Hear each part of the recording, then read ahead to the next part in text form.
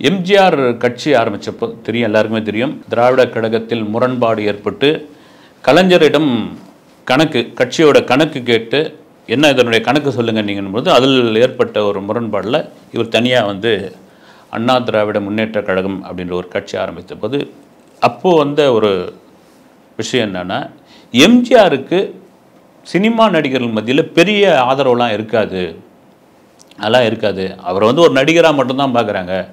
கட்சின்னு வந்துட்டால் அதாவது வந்து அவர் வந்து தலைவராக போகிறார், அப்புறம் வந்து அடுத்த முதல்வராக போகிறார், கட்சி பணிக்குன்னு வந்துட்டால் நீங்கள் மொத்த நடிகர்லாம் பெரிய அளவுலாம் அவங்களுக்கு வந்து பெரிய ஆதரவுலாம் கொடுக்க மாட்டாங்க, எல்லோரும் ஓடி ஒளிஞ்சிப்பாங்க அப்படின்ற மாதிரி விமர்சனம் அந்த காலத்தில் இருந்தது.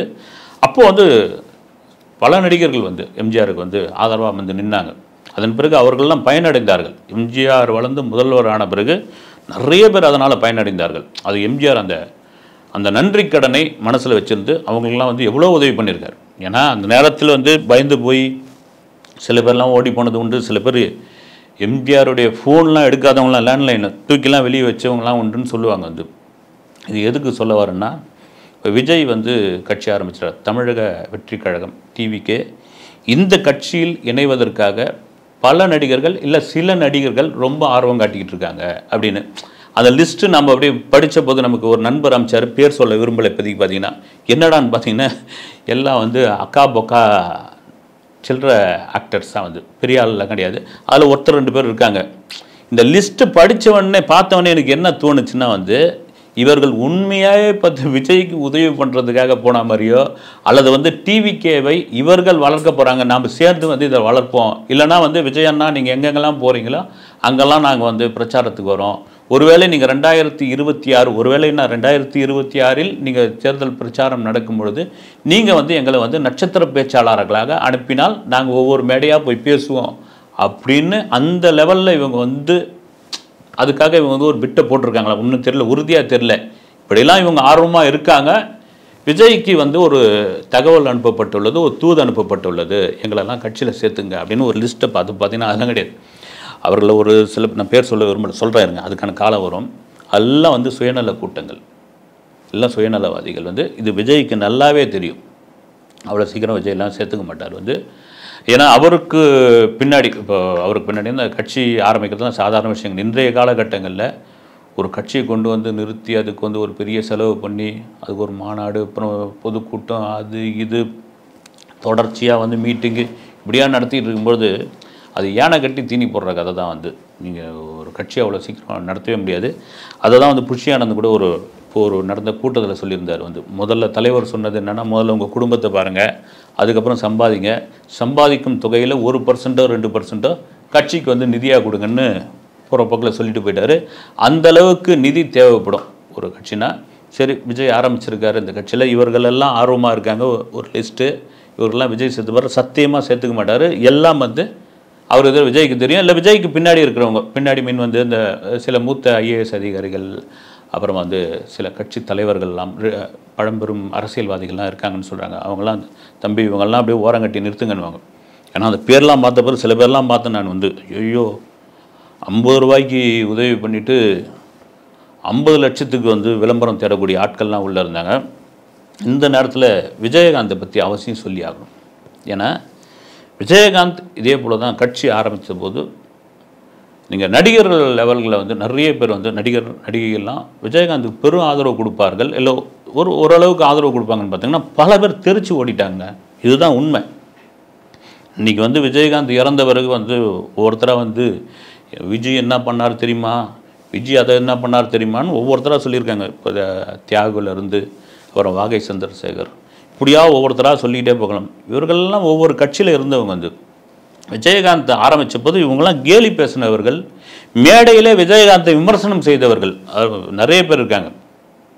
ஒரு நடிகை, நான் சொல்ல விரும்பலை, பழைய நடிகர் சங்கம் இருந்த சமயத்தில் நாங்களாம் ஒரு சில 2 3 4 5 பத்திரிகையாளர்லாம் இருந்தபோது அந்த கரப்பன் என்ன கட்சி ஆரம்பிச்சிருக்காரம்ம, ஆரம்பிச்சிட்டா முதல்வர் ஆயிடுவாரா, கக்கா பக்கான்னு ஒரே சிரிப்பு. அப்போ உள்ளுக்குள்ளே எவ்வளோ பெரிய ஒரு வன்மை இருந்திருக்குது பாருங்கள்.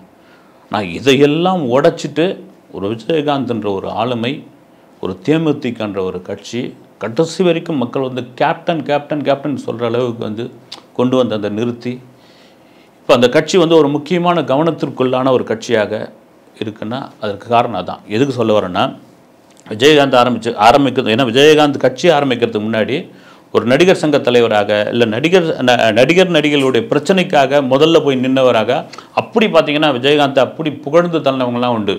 ஆனால் ஒரு கட்சிக்குள்ளே வராரு, தனியாக கட்சி என்னென்னா அந்த சமயத்தில் இருக்கிற ஆளுங்கட்சியோ மற்ற கட்சின்னு நம்ம பகச்சிக்கணும். ஏன் விஜயகாந்த் இல்லை, விஜயகாந்த் இதுக்கப்புறம் செல்ஃப் எடுக்க மாட்டார், சும்மா ஏதோ ஆர்வத்தில் ஆரம்பிக்கிறாரு. ஒருவேளை விஜயகாந்த் காணாமல் போயிட்டார் கட்சி ஆரம்பிச்சு அப்படின்னா நம்ம குழப்பம் என்ன வருது?